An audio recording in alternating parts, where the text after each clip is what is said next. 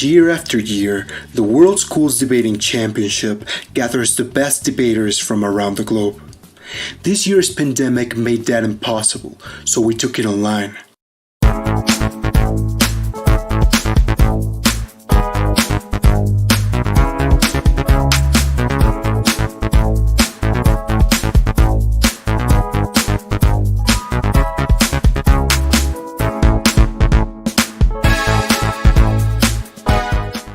In this style of debate, there are two teams. The proposition team, which is in favor of the motion, and the opposition team, which is against it. Each side features 3 speakers giving 4 speeches. The first 2 speakers generally present constructive argumentation. The third primarily focuses on refutation, while the reply speaker summarizes the debate. For the prepared rounds, teams research the motions for weeks in advance. For the impromptu rounds, teams have only 1 hour to prepare after being told the motion.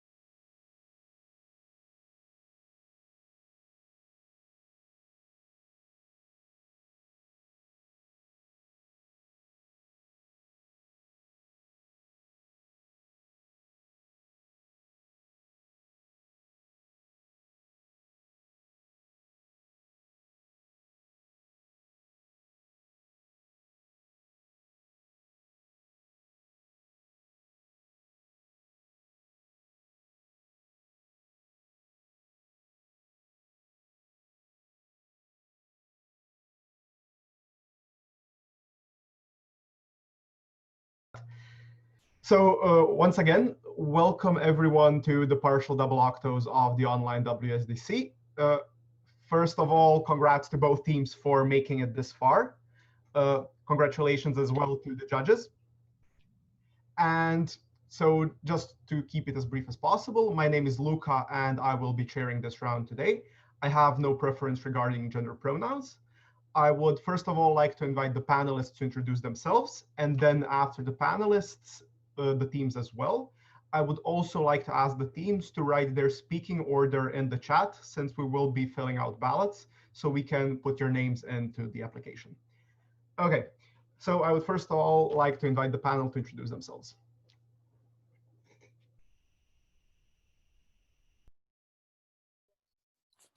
Hi, my name is Belle. I'll be paneling the debate. I'm from South Africa.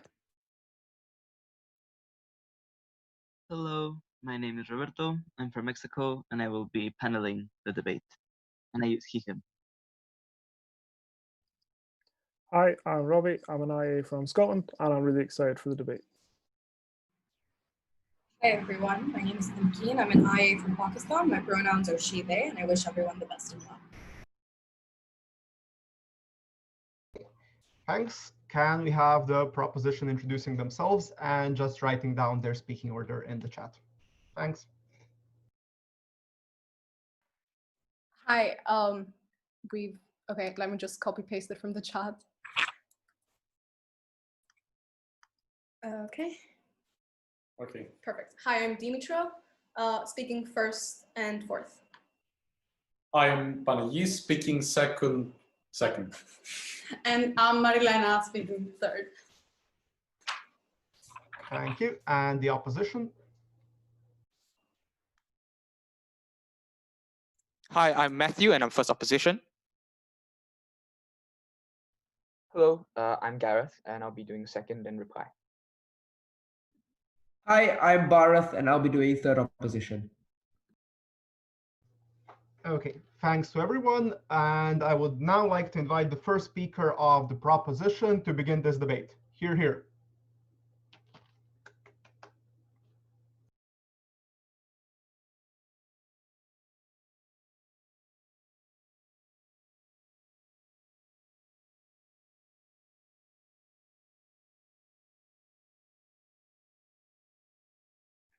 Can everyone hear me? Perfect. Just give me 2 seconds.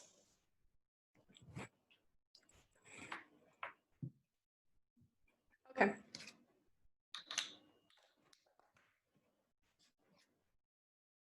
Women around the world have spent centuries being excluded and silenced in a male-dominated society. They have spent centuries being told that they're not skilled enough to even have a say in global politics, that they always need to act in the shadow of a man. We find this unacceptable to extend that sort of oppression by waiting for organic change that is happening too slowly. It is time for a bold and drastic change.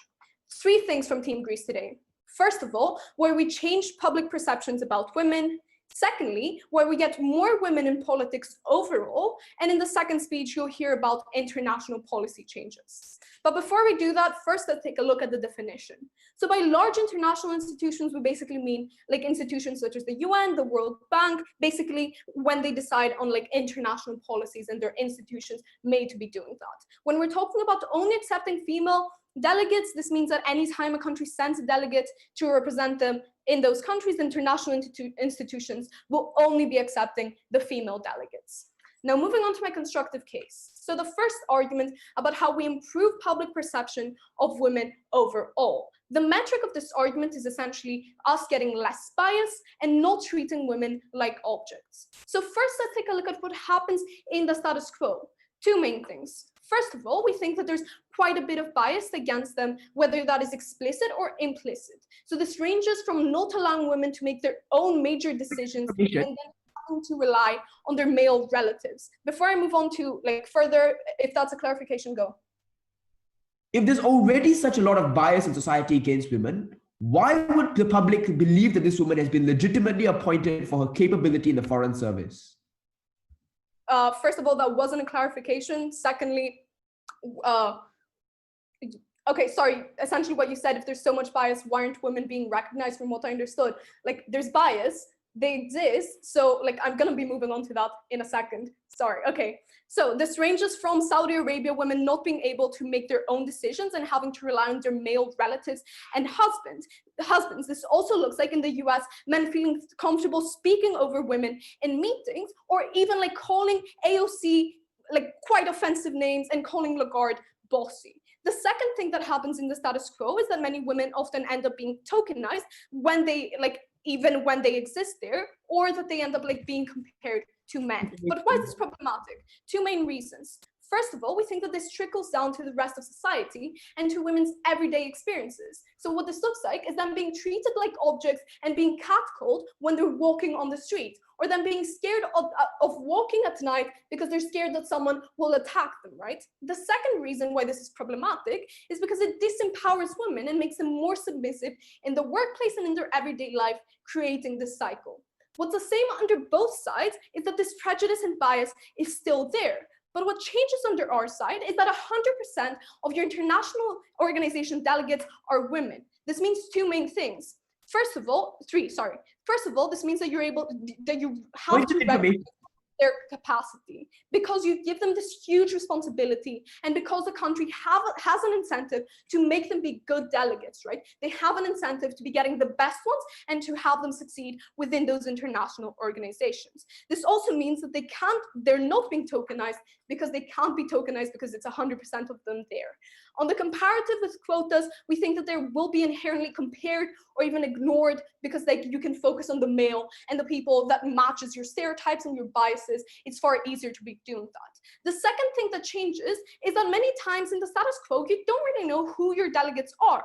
But even if there's some women within those delegates, you simply don't know about it. But what's different under our side is that now you know that all of them are women, which means that you're able to like give them this credit and to recognize their capacity, because like in the status quo, you don't give it a second thought when like you know that you associate men with politics. The third thing that changes is you judge the delegates on their merits rather than using stereotypes. Even when we have women being in high positions of power, they're still criticized through stereotypes. So for example, Lagarde is being called bossy. The way that this changes under our side is that even if this happens like periodically or initially, we think that overall this changes because they have to be judging them on if they're good or if they're bad, right? But even if they're initially tokenized or perceived as less worthy, we think that ultimately this perception changes in the long term because one, they have an opportunity to be proving themselves, and we think that they're very likely to be proving themselves because the country has an incentive to be doing this. And second of all, because the countries rely on them for international negotiations and they want them to be in those countries. No. Two impacts of this. First of all, you see them as successful and you understand that they have power and that they're able to deal with that power successfully. This is especially important in conservative countries because they see them as having value and they see them as being something useful to them and relying on them, as opposed to them just being an object. This means that they end up changing their behaviors slowly. So what this looks like is the way that they're addressing them and respecting them when they speak to them. This looks like them thinking twice before catcalling a woman because you know that she is an object. The second way in which you change this is by empowering women through having role models and allowing them to be asking for more. This looks like because you see the woman politician making major decisions that affect your country and people respecting her, you feeling empowered and asking for more. So things such as like you joining the feminist movement in more conservative countries. The way that this happens through 100% females within those positions is that you're essentially forcing them to give credit and not to tokenize them or to scapegoat them. Moving on to the second argument about how you could get more women being able to break into politics. Here we're essentially proving how you're speeding up the organic change in the internal politics. So what happens in the status quo is that 20% of politicians globally are women. This is 1 in 5. This is nowhere near like information. out of 2, right? We think that this is even worse when we're looking at the high positions of powers, such as the heads of state. This issue exists because the system was set up by men. So this looks like the Treaty of Versailles being signed almost exclusively by men. This is problematic for 2 main reasons. First of all, because of the internal laws that are being passed. This means that they're either not being passed at all, so things such as like women being imprisoned because like their husband thinks that they tricked them when they were wearing a niqab, and them like seeing them not being as pretty, and such women being imprisoned in Qatar, or secondly, the laws that are being passed simply being too slow. Secondly, this is problematic because we think that it's very hard for them to be breaking into politics in the first place. What stays the same under both sides is that men in politics, like we still have more of them initially, but what changes is that now the women are experienced and they feel welcome and empowered, so this means that they're more likely to be running. This means that they're able to succeed and to get elected in general, beyond just the international stage. What stays the same under both sides is that country has an incentive to triumph on the international stage. What changes is that now in order to achieve that, they have to be training women, they have to be helping women. This is important because at the point at which you get more women in politics, in internal politics, this means that you have an incentive to be educating them. And second of all, this means that they're able to be forming more policies and to be focusing on women-specific issues. At the end of the day, we're the side that is able to both help women on the international stage and to be jump-starting their careers and to like jumpstart organic change as a whole. More than proud to propose this motion. I thank the first speaker of the proposition and invite the first opposition speaker to begin the case for the opposition side. Hear, hear. Can everyone hear me? All right, thank you.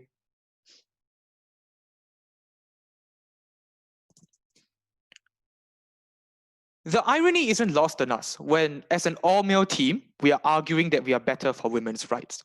But it is worthwhile for us to point out the fundamental misconception by first proposition, where they neglect all the backlash against women who are representatives, women in the diplomatic service, and compromise all the good work for women by international organizations. We cannot support such a world. Our stance on opposition is first, that large international institutions should accept male, female, and non-binary country delegates without discrimination, as is in status quo. Second, what we support instead is a current trend across all countries and within international institutions of empowering women. This looks like increased promotion of women within civil services and appointment of women as country delegates on their own merit. To be clear, we are not saying that the world currently is perfect or that it is equal. But what we are arguing is that the world is improving, but the problem with proposition is that they regress this improvement.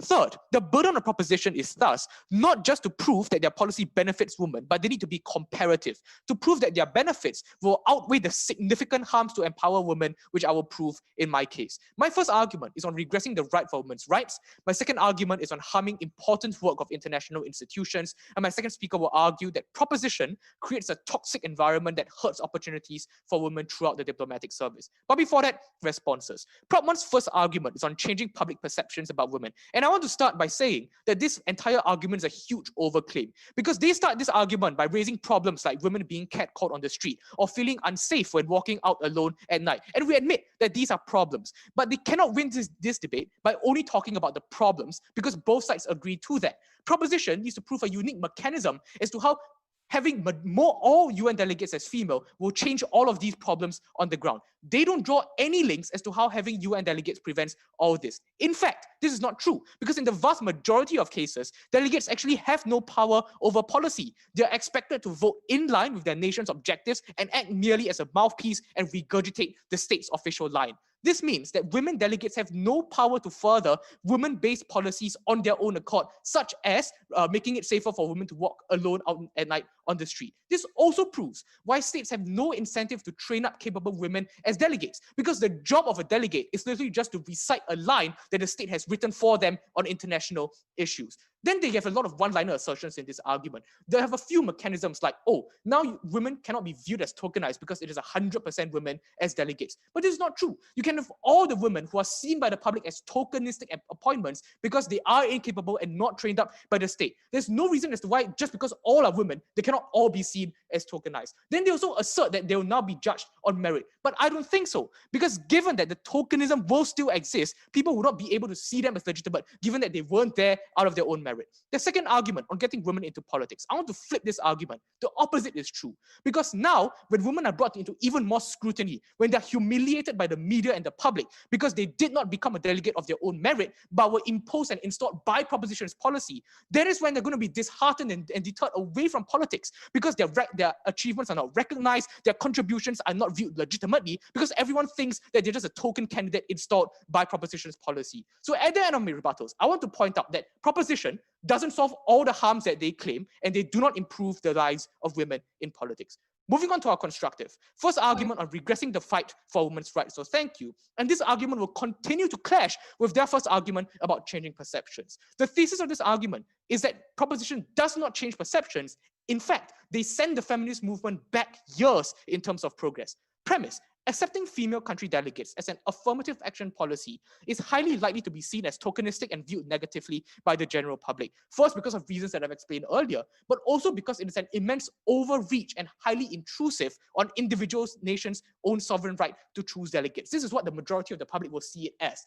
This is bad for individuals all across the spectrum. First, it angers anti-feminist groups even further and motivates them to be even more vocal against pro-women policies. But even for those on the middle ground, who are a crucial voting bloc moving forward to implementing more feminist policies, those people begin to think, look, I'm all for feminism, but this policy seems to be taking it a bit too far because this policy is so sudden and so radical on proposition. The impact of this is that it is terrible for the feminist movement and for changing perceptions for three structural reasons. First, it spreads the narrative that women will never be able to become a country delegate or rise to positions of power without external help. It confirms the stereotypes the public may have that women are inherently less capable and need such a policy in order to become successful. It fuels the rhetoric of those who are already sexist because it's a symbolic policy that they point to justify their sexism.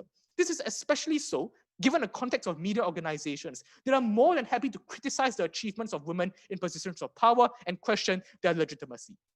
The second harm is that it actively harms the women who are currently, no thank you, a country delegate out of their own merits. Women who have proven their worth and capability are now all tarred with the same brush of this affirmative action policy, where their contributions are devalued, which is A, a harm to themselves, but B, to all the aspiring women out there who look to these delegates as role models. That is why their impact of role modeling in their first argument also doesn't stand, because they harm the ability of such individuals to act as role models. The comparative is that we recognize that there is already a fight for women's rights. It is not perfect, but what proposition does is that it reverses all the change that the feminist movement has garnered over decades. Second argument on harming important work of international institutions. But before I move on, yes.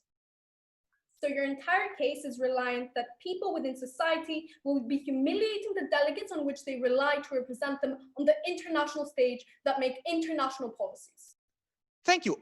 That's exactly what they will do, because they do not see these individuals as legitimate representatives of their own nation. They are angry because these were not the people that they supported to become delegates in the first place. Back to my second argument. The premise of this argument is that when institutions only accept female delegates, this is likely to heavily antagonize conservative countries, many of whom already have a general policy that there are no women in government positions. Countries like Pakistan, Saudi Arabia, Iran, etc. Three reasons. First, because this is seen as a huge imposition of Western liberal ideals, given that there's already mounting backlash against such institutions that are often seen as proxy tools of the West. For the most conservative countries, this is even worse because this is not a policy that they're socially ready to accept. The second reason is because it undercuts the power of such countries when it takes away their ability to decide their own political appointments. Saudi Arabia is likely to see this as an attempt to undermine Salman's power as crown prince. Iran is likely to see this as a policy which threatens the Ayatollah's absolute power in governments. Furthermore, such a policy also takes away the delegate position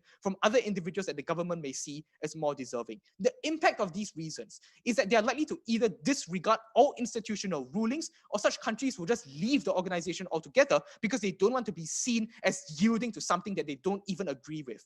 This is extremely problematic because it is precisely these countries that need to be brought into the fold of international regulations. These are the most crucial countries because they are the most prone to conflict where the fight for women's rights is most urgent. When they leave such institutions, it hurts other policies that help women. UNICEF's efforts to build free schools in rural areas for girls, for example, is now cancelled for countries who are not part of the UNICEF development aid and economic stimulus packages that are crucial for economic development, which often leads to more enfranchisement of women because it opens up the population to more diverse and global views, are now cancelled on their side. What's the comparative? These policies are likely to be passed on our side because they are not direct impositions that undermine the power of such countries. Proposition removes all of the important incentives for countries to go along with such policies. Because we believe that we stand for equality in upliftment and perception, not merely in name, we are proud to oppose. I thank the first speaker of the opposition and invite the second proposition speaker. Hear, hear.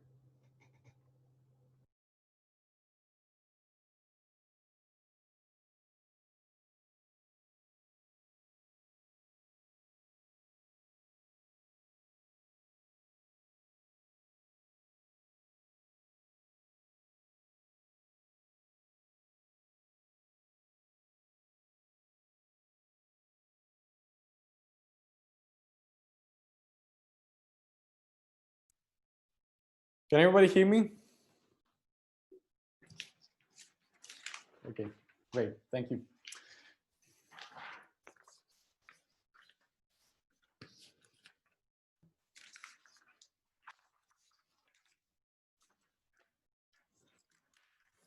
Okay.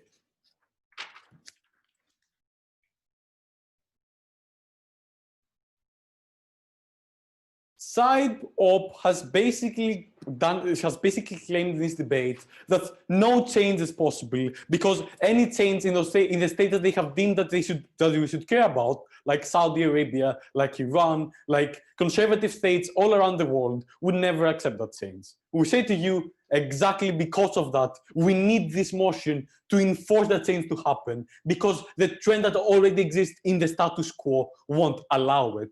That is what we've been basically claiming from the first speech.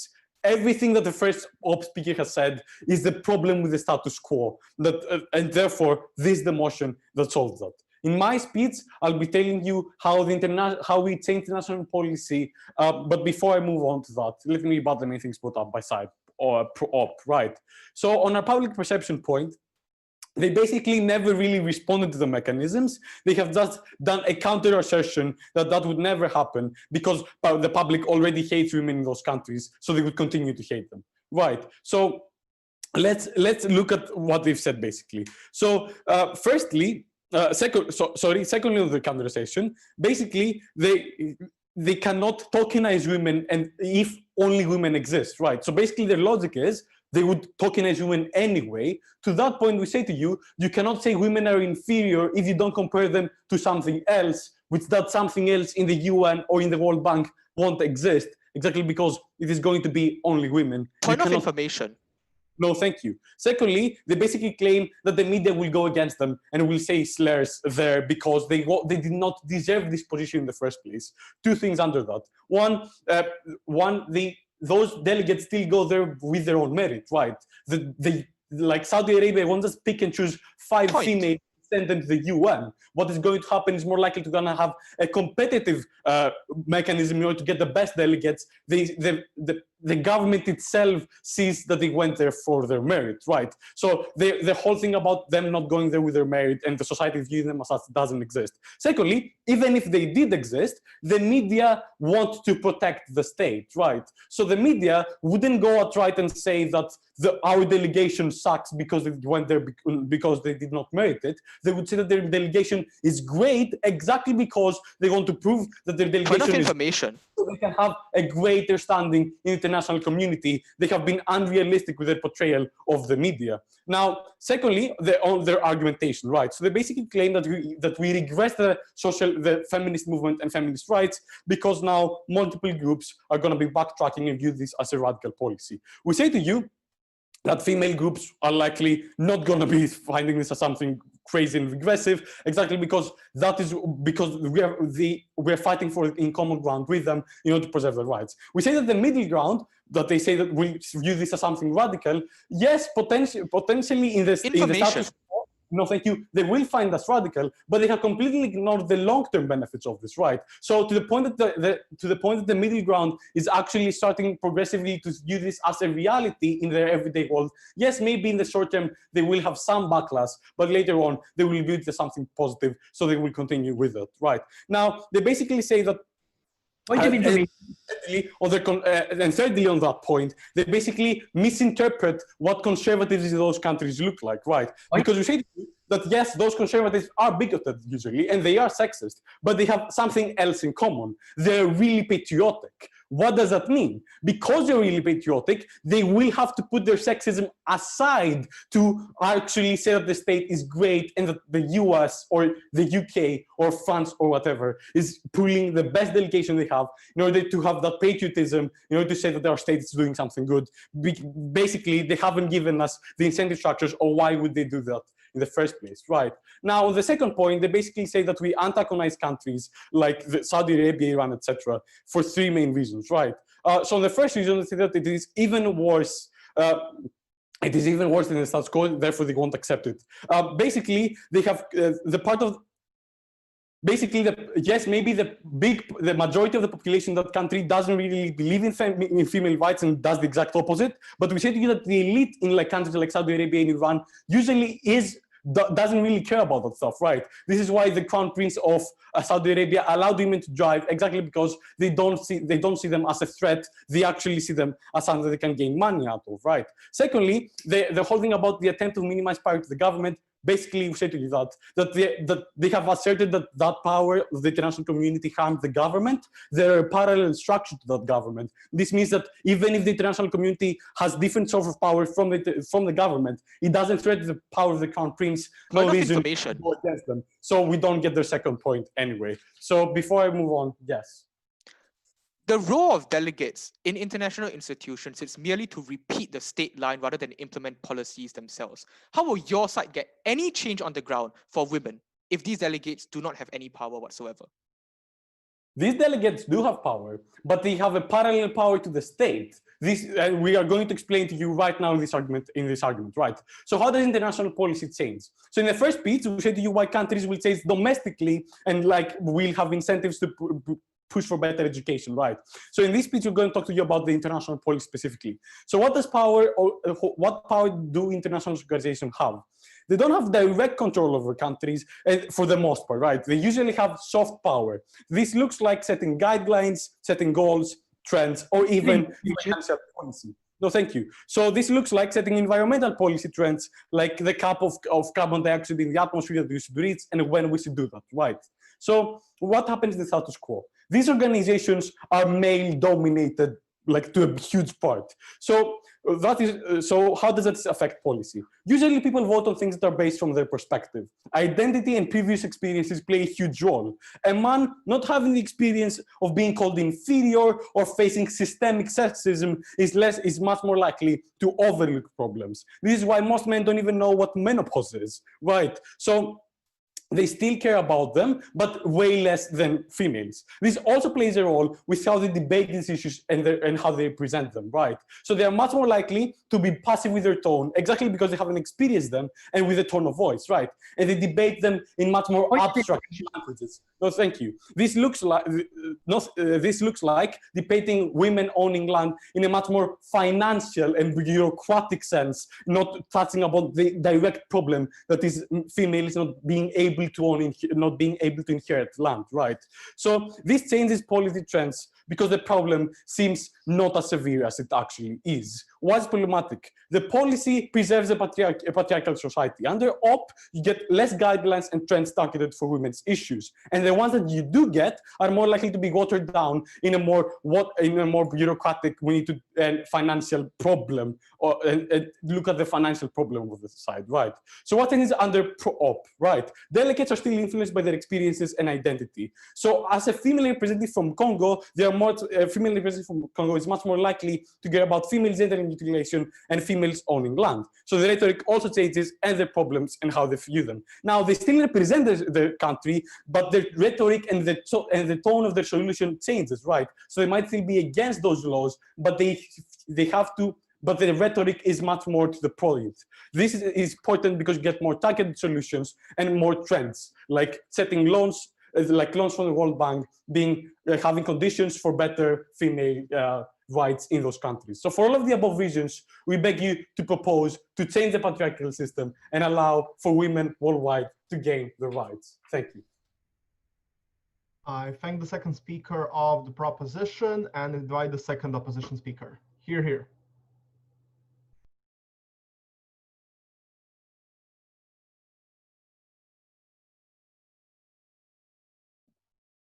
Can everyone hear me?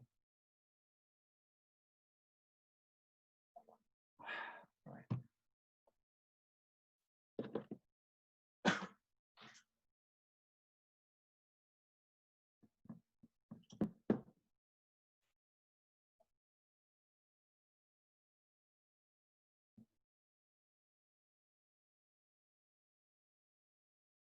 Excuse me.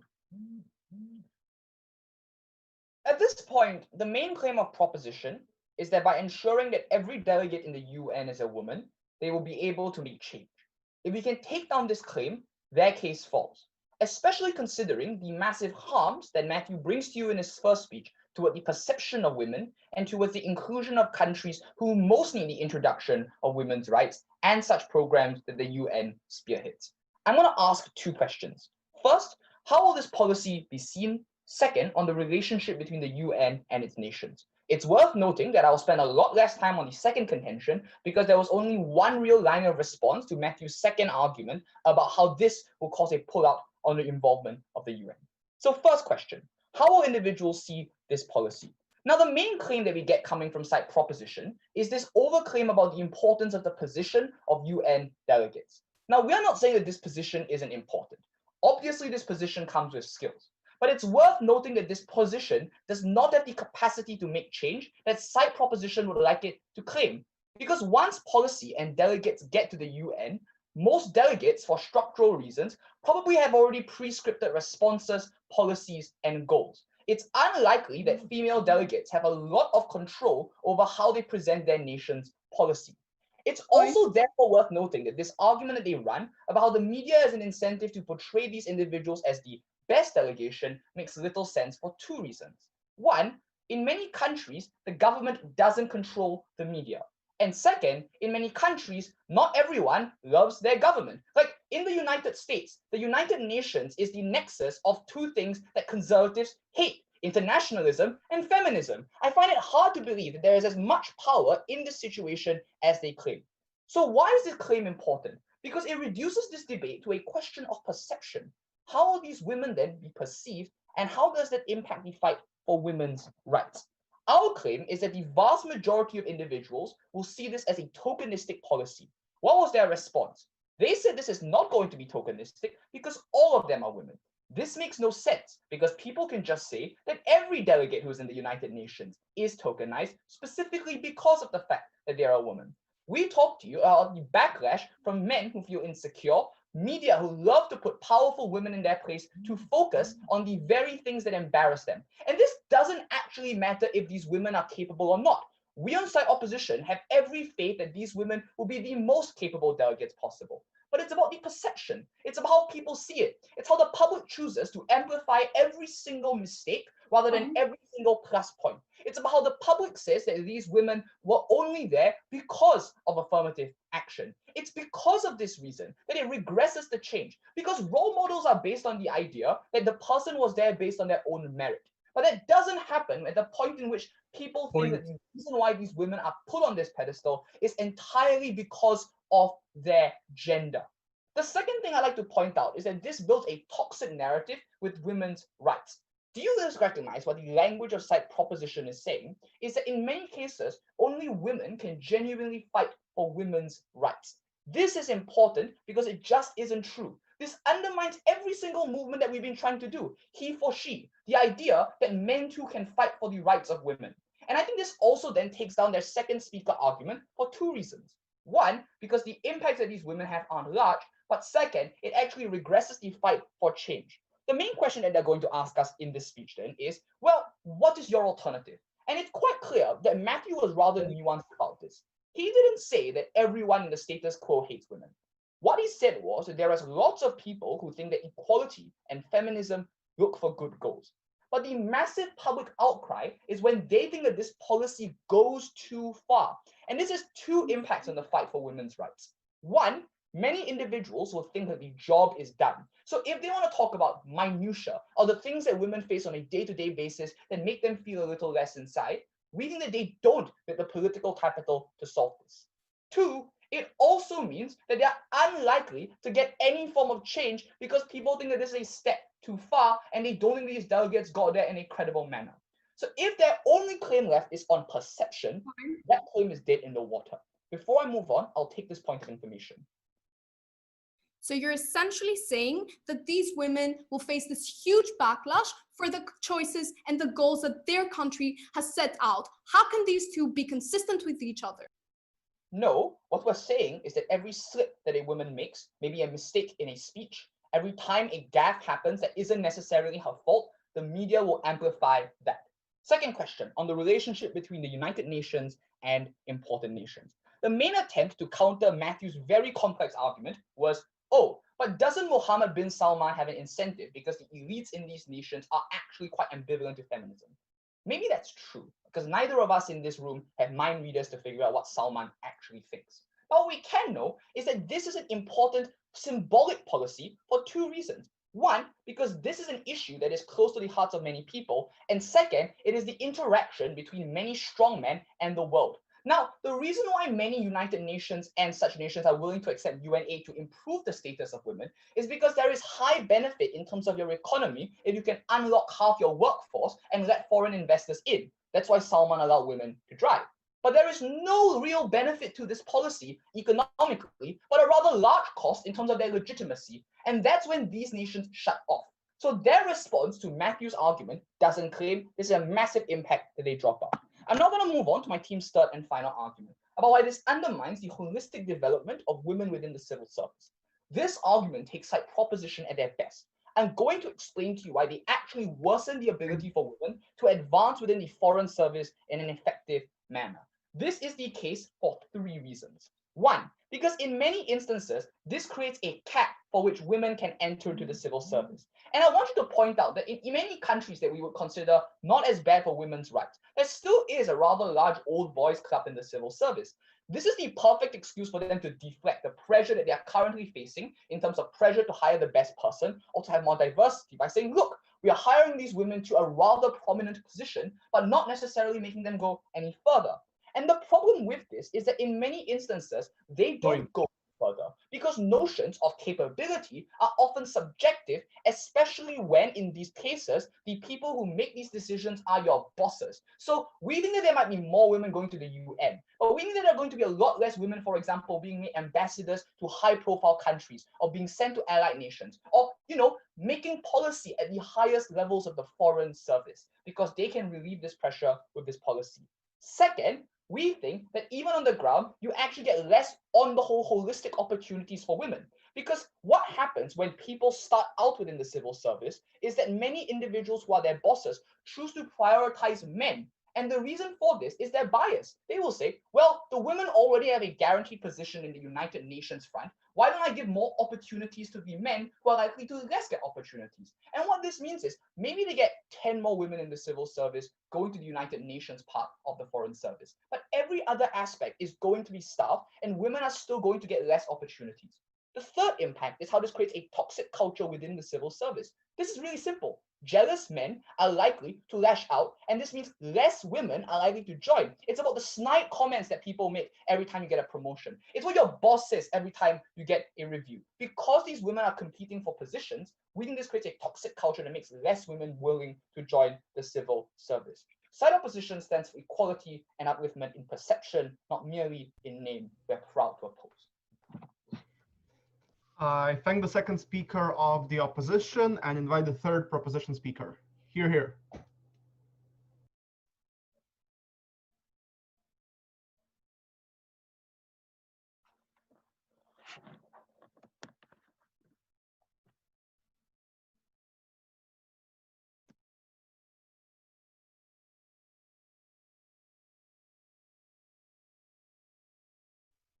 Can everyone hear me well?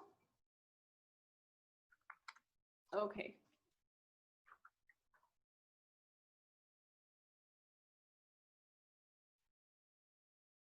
When opposition tells us that the harms of our side come from the fact that the media will criticize women from the mistakes, I think they have failed to acknowledge that that's exactly what happens in the status quo.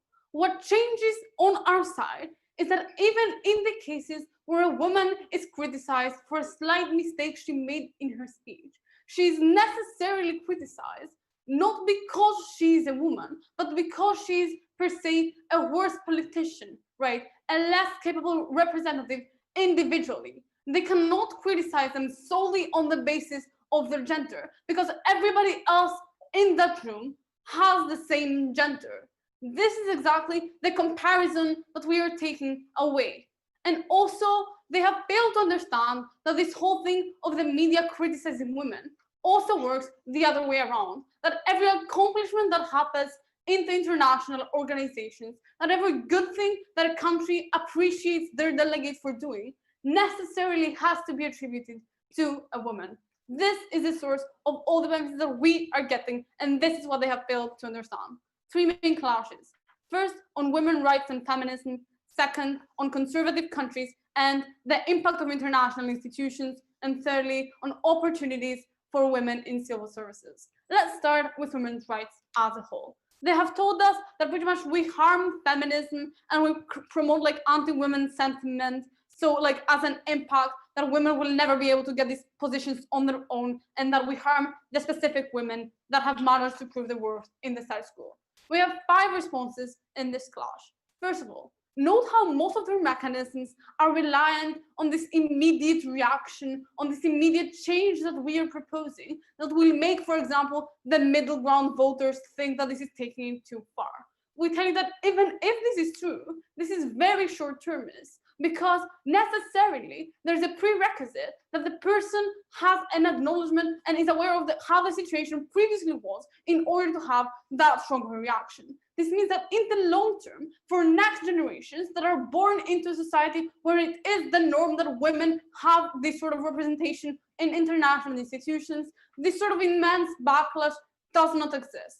Second of all, even if, for example, we get that sort of backlash, this changes exactly because countries have a sense of national pride that makes them value their delegates. Yes, to different extents, Saudi Arabia will value their women delegates less than Germany will, but they still do, exactly because it's important to them to maintain their international position, to maintain the influence that they currently have, so they will have to somewhat credit these women because they want to view them as positive.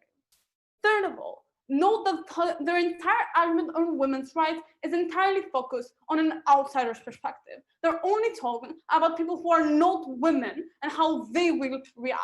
They're talking about the people who oppose feminism. They're talking about the middle ground male voter who will now think that women's rights are going too far. They have failed to recognize our impacts that we've brought to you since first, about how women themselves will feel more empowered by seeing other women in politics, about how in the most conservative countries, they're able to ask for more rights when they see their government literally telling them that a woman is capable of representing our entire country in the UN. They have more of a chance in asking for smaller rights when they see their government making such a huge acknowledgement. Fourth of all, we tell you that they have necessarily asserted that the women on our side are less capable than the women that are currently making it in the status quo. We tell you that actually, in our world too, there are plenty of women that are as capable as, for example, AOC. They were just not lucky enough to be born in a country that allows them to get the position that AOC did. This means that these women will not be viewed as less successful because they actually have similar capacities. And as the public has recognized AOC, Merkel, and Lagarde to some extent for their value, they will to these other women too. Lastly, in this clash, we tell you that they have ignored the mechanisms that we brought to you about how A, they build meaningful experience in this position that makes them more able to develop within their own countries. Secondly, because by wanting to build good delegates for international delegations, countries having in themselves an incentive to, per se, educate women more, or to push them into politics, to have a larger pool of candidates to pick from, and about how the public will perceive them as more capable just because they're seeing them in more powerful positions. Note how these mechanisms were never actually responded to. Point of information. Assertion that like these don't happen and women are viewed as less skilled. Yes. These are individuals, especially in conservative countries, who already had their sights on another male delegate they thought was more capable than this woman delegate. So why would they be happy with this woman delegate when there are plenty of other better delegates that they can compare to see them as tokens? Okay, first of all, note how again this is very, very short term for literally the first time that this change happens. Because in the long term, the delegates that will be running for these sort of positions will all be women, right? So this doesn't necessarily exist. But also, we tell you that when they know that a man can't make it into these positions, they simply won't compare them with that person. They'll compare them to the other women that are realistically running for that place. Second clash is on conservative countries. They pretty much told us that like these countries will view the UN as like a proxy of the West, and that it's harder to bring them into the UN regulations. First response is that they've never proven to us why this particular change is enough to bring about such a strong reaction. We tell you that these institutions are already viewed as Western-centric to the extent that they condemn things that some countries consider valuable, things like extremely religious states, things like, in some cases, traditional things like FGM. We tell you that these countries right now, they are viewing them as Western-centric. They're still complying by the regulation, at least to some extent. We never got why this particular policy is enough to tip that balance to change that. Second of all, they've ignored the incentives that countries have to assert their power within these institutions. We tell you that one country cannot realistically ignore every regulation of the UN and still have a say in that conference. And because the second part is more important for them, because they want to have an international say, they will actually follow these regulations, at least to some extent, right? Moving on to my third clash of opportunities. This whole thing about how less women get into civil service because like people prioritize men to the extent that women have a guaranteed position in the UN. First of all, we tell you that actually the competition that we create within women, the thing that opposition described as promoting a like toxic environment, that exact thing is what makes us prove women's worth. It's what makes us actually make sure that we have in our societies women that are competitive enough and have enough skill to make it into these positions. And to the extent that we actually try, and every country actually tries, to develop women into being ready to tackle these positions, these women will also make it into politics internally to the extent that they have gained these skills. Because we've proven to you why the public perception around women will be more positive on our side, why we empower them, and why they are more likely to make it into domestic politics. We have won this debate. I thank the third proposition speaker and invite the third speaker of the opposition to deliver the last constructive speech in this debate. Hear, hear.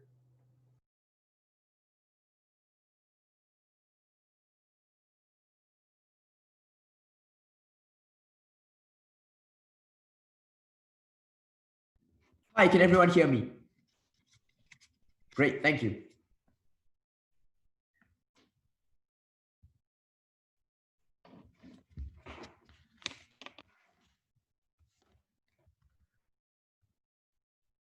I'm going to answer two questions in this speech. First, how is this policy going to be perceived? Second, who gets more tangible change? But of these, I want to know we gave you a weighing mechanism right from the top, that the second clash on tangible change is far more important to judging this debate. And I think that Team Grecee agreed at the start, because notice in Prop 1, all the outcomes were connected to tangible change, about women being scared to walk alone at night and women being objectified and women having better policies to protect them.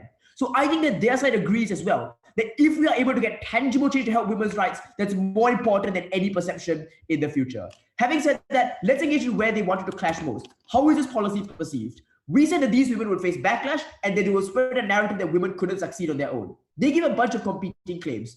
The first thing they say is that people are really patriotic and the media wants to protect the state. Gareth explains to you that the opposite is true, that patriots already hate the UN and international organizations. No response in their third prop, they repeat the same static line from second. But moreover, even if this is not true, Gareth gives you two structural reasons why the media in every country does criticize their own representatives. Just did you see how the US media crucified Hillary Clinton when she was Secretary of State? And note that's such a more important position than the UN delegate. Then they shift in third. They say, oh, this already happened status quo. First, this is directly in tension with the second speaker's response. They have to choose either.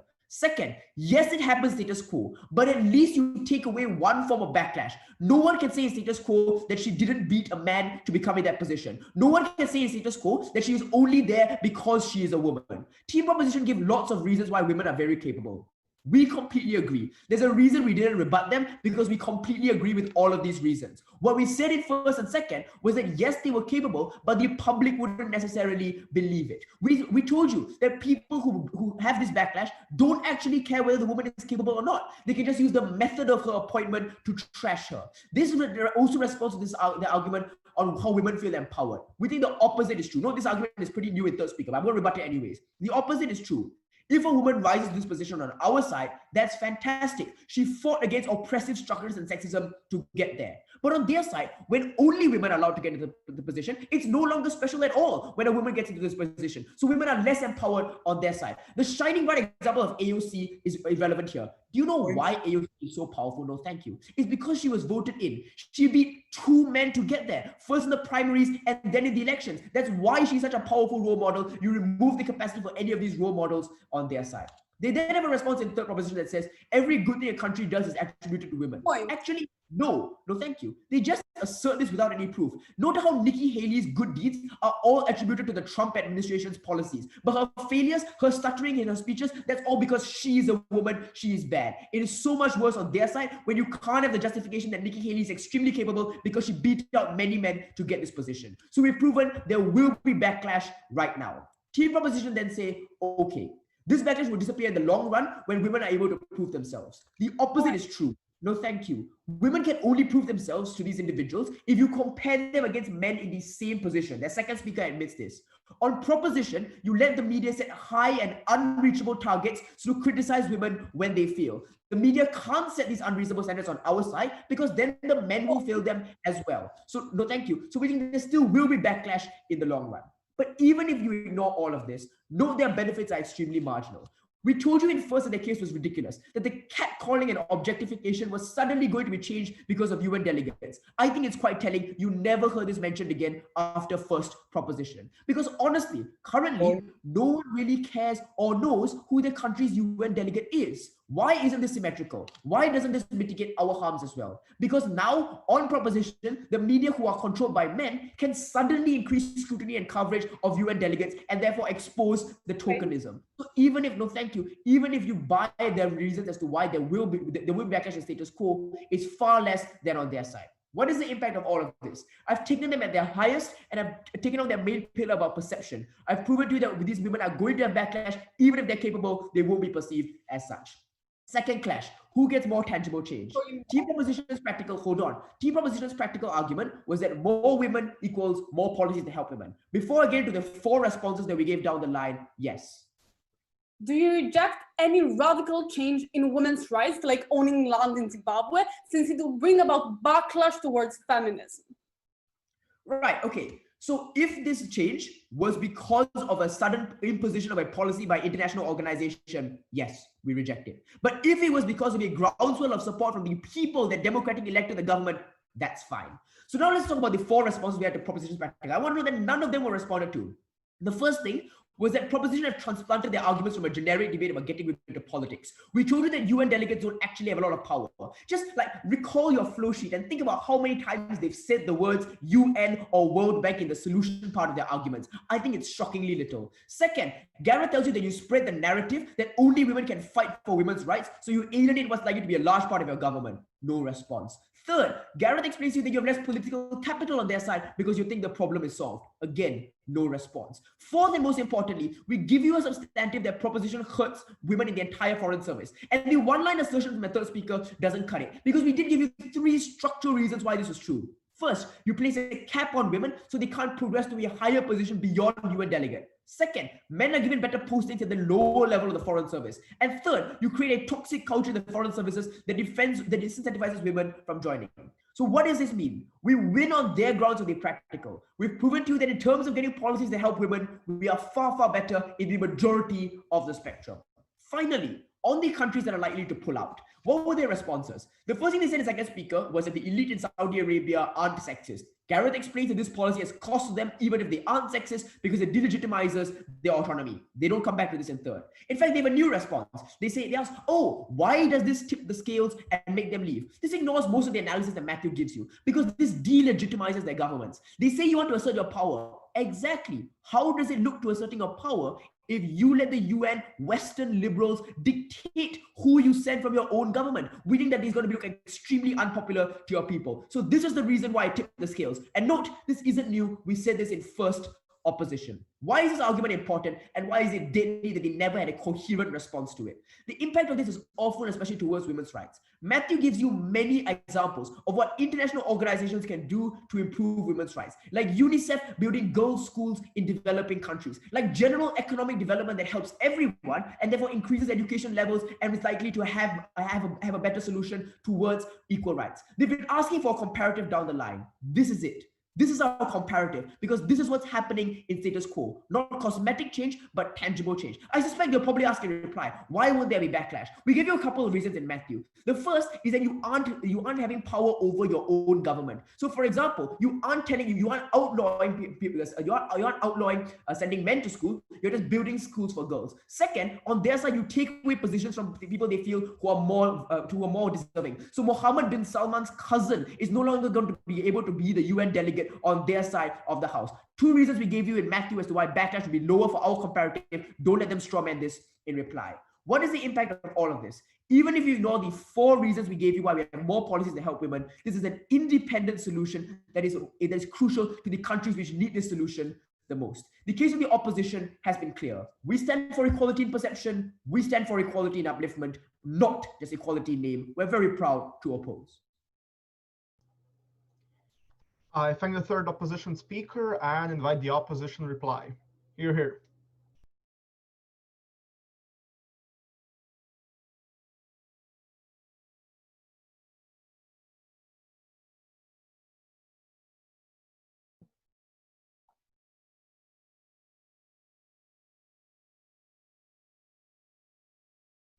Can everyone hear me if I speak like this? All right.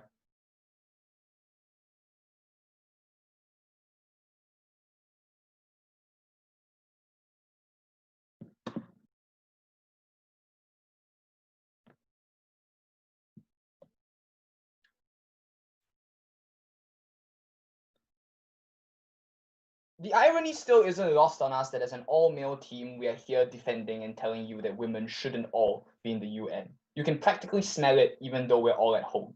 But what we want to hope is that we've proven to you that men too can stand up for the rights of women and make critical questions about why Proposition's policy is ineffective. Because Proposition's policy might work in an ideal, but it's actually important to ask how this policy will look like on the ground.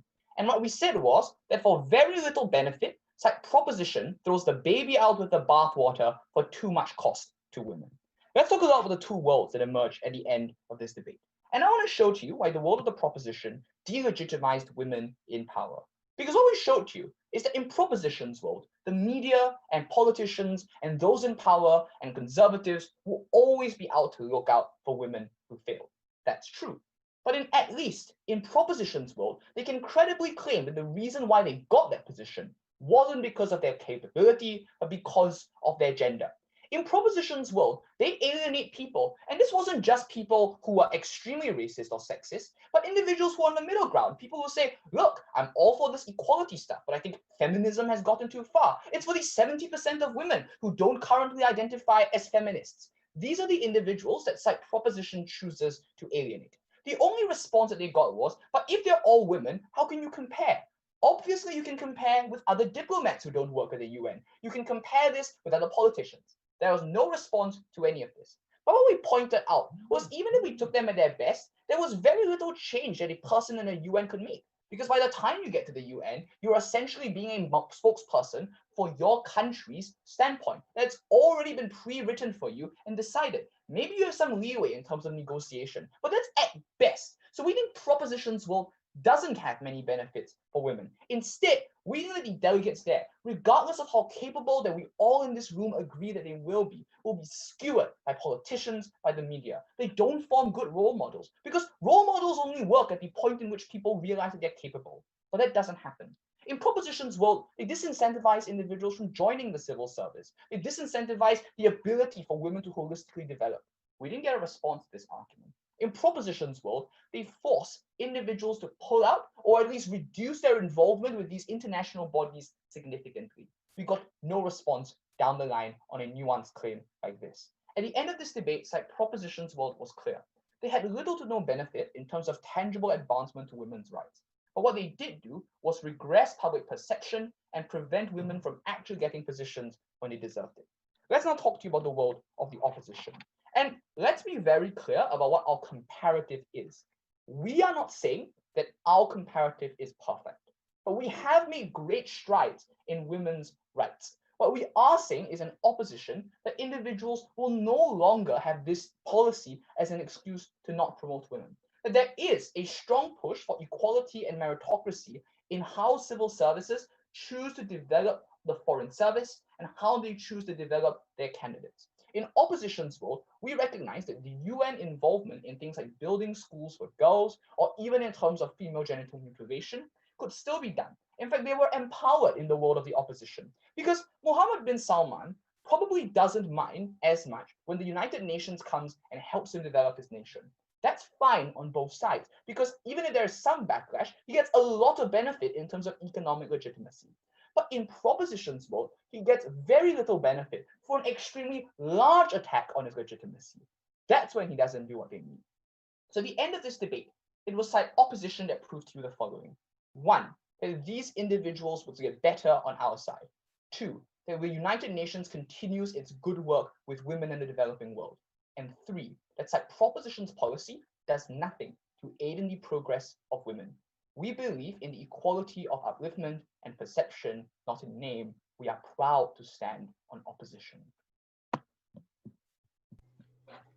I thank the opposition reply and invite the proposition reply to conclude this debate. Hear, hear.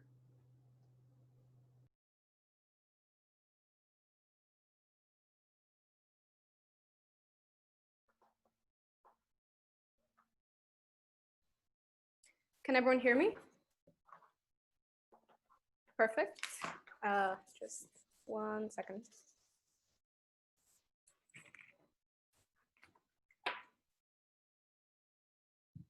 Okay. From Team Greece, we find it very patronizing and on the verge of being offensive when Team Singapore tells us that they disagree with our case because they fear the backlash of the sexist men who are currently oppressing women in almost every way possible. They ignore the women who are being tokenized, talked over, paid less, and abused. These are huge issues that must be solved immediately and cannot be left to organic change because we know that it doesn't work because it hasn't worked fast enough. Women are still getting FGM, women are still being paid less, women are still treated as less than. 2 clashes in this debate. First of all, where are women globally better off? And second of all, about politics and opportunities given to women. So the first clash.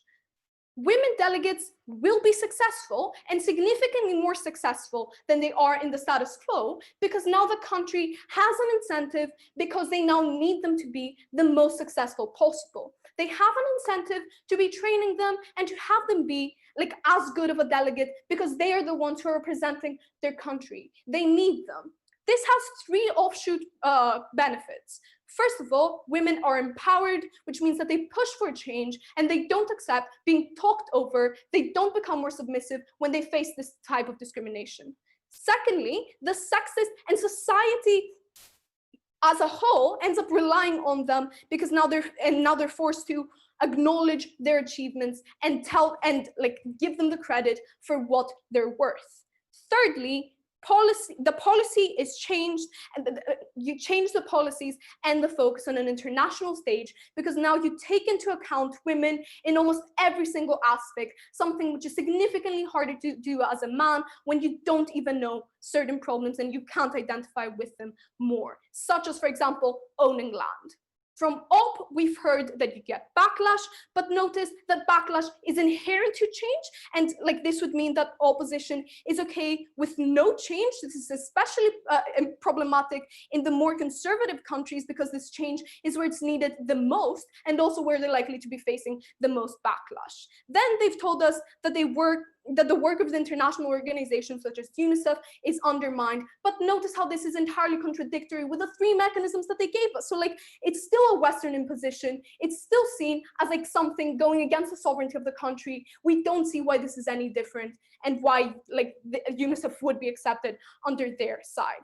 The final thing that they told us is that like they don't know who the delegates are, but notice that at the same time they tell us that they would be scrutinized so much more. These two things can't coexist, and like they haven't clarified that till now. They can't do it now. We win this clash because the country stays, and because those countries stay in those international organizations and they want the delegates to be successful. So this means that the country must value their representatives. The second point of clash is about politics and opportunities. Under Team Grecee, we essentially give them the platform to show their success and to gain enough experience, because and then be able to break into politics, because now the public sees them as being far more successful and far more valuable. This is why Yoho would not feel comfortable to insult AOC for doing her job and doing it successfully. And Team OP, they want them to suffer and to pretend that the bigger the struggle, the bigger the fight for equality. We remove the struggle, we make it easier for them to be breaking into politics in the first place and not forcing AOC to have to break through a ton of brick walls in order to be successful. Team Grecee gets direct benefits through policies and international discussion. Team Grecee gets offshoot benefits that affect women worldwide and in their everyday life, because their value is finally acknowledged after centuries of objectification. We're the side that most help women. Vote for Team Grecee. I thank the proposition reply, and I thank everyone for this fine debate. Now I'm going to ask the ORCOM to move us into a separate room, and we're going to try and be as fast as possible and bring a decision so we don't keep you waiting. Thank you.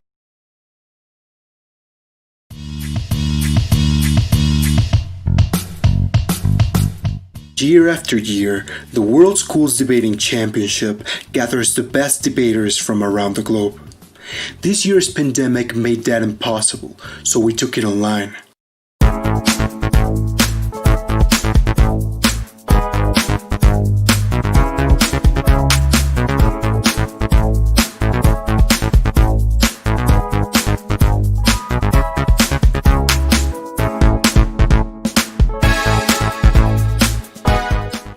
In this style of debate, there are two teams. The proposition team, which is in favor of the motion, and the opposition team, which is against it. Each side features 3 speakers giving 4 speeches. The first 2 speakers generally present constructive argumentation. The third primarily focuses on refutation, while the reply speaker summarizes the debate. For the prepared rounds, teams research the motions for weeks in advance. For the impromptu rounds, teams have only 1 hour to prepare after being told the motion.